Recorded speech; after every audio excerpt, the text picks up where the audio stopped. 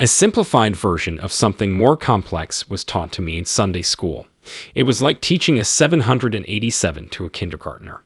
Because we know each other, we understand it. It seemed like these ghosts were buzzing around me. It looked like they were pulling away from God's love and light.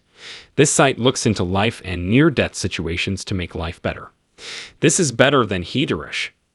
Hey everyone, here is the second part by David Beckman. Hi David. Hey there, it's great to see you. In part 1, you talked about an amazing near-death experience. People who are listening can get to a link by clicking the More part of the explanation.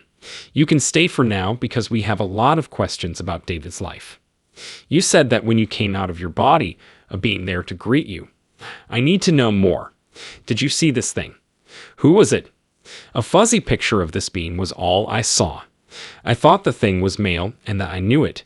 It could have been a friend or guardian ghost that agreed to join me on the other side during this life. I thought this was one life because that's what I was told. Going over my life taught me this. People told me things like having the best internet in the world when I asked them. I got full and satisfactory answers to all of my questions, like why did this happen? And why did that happen? Each question and answer was shown by a lightning bolt. It was fun to learn this stuff. I wish I could remember everything. Have you answered anything back? In fact, not many. These are the ones I think I need right now. When I got back, I saw that I had hope and intuition. It may seem strange, but as a writer before cell phones and MapQuest, I didn't have to plan a way to get to a source. I would easily get there if I went with my gut. It might sound strange, but I thought I learned something new. I could feel the vibes of the crowd, like auras. I used to say that each person in a crowd was like a different type of ice cream that I could taste. Some tasted good, and some didn't, which isn't the best word. They were off-putting because their energy wasn't the same as mine. It wasn't because I was judgmental. Does that make sense? Yes, of course. I believe everyone feels that way sometimes. That feeling was strong for about 5 or 6 months, but then it went away. After that, it took more work to trust your gut. I keep trying to figure it out, but it's amazing how quickly you get back to normal. It's still easy to remember. I became an NDE writer after moving to Seattle in the early 1990s. While I was in college in the late 1980s, talking about near-death experiences was seen as woo-woo. I heard at least 100 stories about this group. We all tried to say the unimaginable in our own unique ways, which made each of us unique. People who have had near-death experiences nodded along during those talks. It's interesting to hear all the different sounds. You said that different people react differently to things that are hard to describe. Do you think this is why some people see forms that look like Jesus and others see light and energy? There are a lot of reasons for that. How you see your situation may depend on how religious your family was. That wasn't always the case for me either. I learned a simpler way to understand something complicated in Sunday school. That's how you explain a 787 to a kindergartner. Our stories of almost dying are told in ways that make sense to show how time and space are so different on the other side, and how we see that world, which is so different from this one. That's what I found. Where did it happen? It was either a size or a place. That is a great question. In my opinion, it's a different reality. Okay, I know too much about quantum physics to be safe. Quantum physics might help explain near-death events, but I'm not sure. That is the best answer. From what I've seen, people talk a lot about having near-death situations. Some stories sound like they were made up because people want to stick to traditions. They're all linked to me by how hard to describe.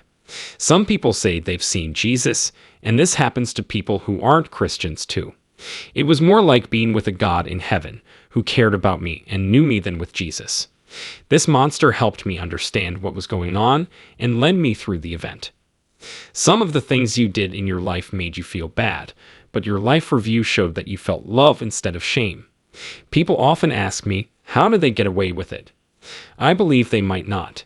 You said you could feel how other people felt. I guess this is normal. You feel the effects of hurting other people. Experiencing the pain you caused might help you see things in a different light. It is impossible for our souls to be hurt or destroyed. It takes courage for us people to have a human experience here. Meeting this person is the best way to grow spiritually. Does that make sense? Yes, I want to hear about horrible events or harsh punishments. I know you might have to guess what my next question is. Do you think people judge themselves or miss the light sometimes? That seems right to me. I thought that some souls were hanging out on the edge, dodging God's love and light, while I was on the other side. People think that this strong love makes them want to give up their normal lives. You feel loved and find your real self, which is hard to explain. One reason could be that we don't want to face some parts of ourselves. I believe these ghosts are changing so they can receive love. I hope this doesn't sound too strange, but I don't believe in hell or heaven. There is instead a realm of light and love, and maybe even a place beyond it. In a way that makes sense, souls work on themselves there, not against themselves. It makes sense. I've talked to other people who have had near-death experiences, and they had to deal with certain problems before they could feel at ease or enter the light. David, you said that cause and effect are more important than right and wrong in the real world. That is a good way to put it. It's not always right or wrong. There are causes and effects. It's hard to understand this idea. Hitler's horrible actions in the 20th century are very bad examples. Because of all the pain, it's hard to see how there isn't an absolute good or bad. I haven't seen it happen, but criminals and victims sometimes make deals before they even come to Earth. It might be hard to understand, especially for the wounded. As souls, we want to find balance, and it seems that everything has a cause and an effect. To do this, we must first feel the effects of our actions. After being hurt badly, it's hard for people to understand that there is no judgment from a greater power. This is one of the hardest ideas to grasp. The greater power is us. We are all part of this heavenly force, even if we don't know it. The divine spirit is always with us, even though it seems like we came here to be alone. Someone in the crowd asks again, since we are all one and have been through a lot here, when will God have had enough pain? When is enough pain or murder? It's tough to answer this question. People have a hard time understanding this area. How many people want to live again? A lot of them say they'll never do it again. People have said it's like riding a roller coaster because it's scary and exhausting, but it has to be done. That could be the other side. You think, wait, why did I choose to do that? And then you think, that was fun. I'm going to do it again. When you get through something, you understand that you want more experience because, in my opinion, experience leads to love and compassion. We're all here to learn about and feel love. Some people don't want to leave Earth, but they also don't want to come back. It's really ironic. Many people who have been close to dying say they're not scared of dying, even if it's not fun. I'm going to act right away. I'll let go when the time is right. I'm grateful for my life, but I feel like I'm missing out. I might still be able to think clearly and get things done in 12, 20, or more years. I'm ready for the next step because that's what people do. I was surprised by how many of the guests in these talks talked about reincarnation. I thought some of them would talk about it, but most of them don't. During your near-death experience, did that news surprise you? It was one of those aha times. If I stayed, I knew I might have to do this again. That looks like the main point of the process. Time as an idea is a different matter. Quantum physicists know more about how time works than we do. A friend told me they couldn't see me for a minute. All of this happened to me in a short time. I thought about a lot of things in my life and took it all in. Some beliefs say that past, present, and future lives can happen at the same time and are all connected in a way that the other side doesn't exist. It makes no sense to me. I've asked a lot of people many times, but they don't get it. We can think about these problems now that we have these tools. We can only experience life as unique people in skin suits through time, space, and our five senses. How could we understand any other way? People who are new to death know that things are different after death. We all have one foot in two different places, and this can be hard to deal with. We don't live perfect lives even though we know this. We still have problems, fall, and hurt other people. No matter how hard we try, perfection is impossible. What effects has this had on you personally? It probably made me more sensitive, caring, and accepting.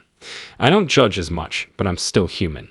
When I get there, I have to tell myself to take a step back. We've probably all been through this. I know that sometimes what I say is bad. At first, I might want to answer in a certain way, but then I think about it and decide it's okay. Everybody has their own view of the world. It's best to take a step back and see things from their point of view, since what hurts them might not hurt us. David, what was the most important thing you learned from coming close to dying? View, understanding, and not passing judgment. There are a lot of people who judge or get angry. We can all get upset, but knowing how those upsets make us feel might help us stay upbeat. Yes, of course.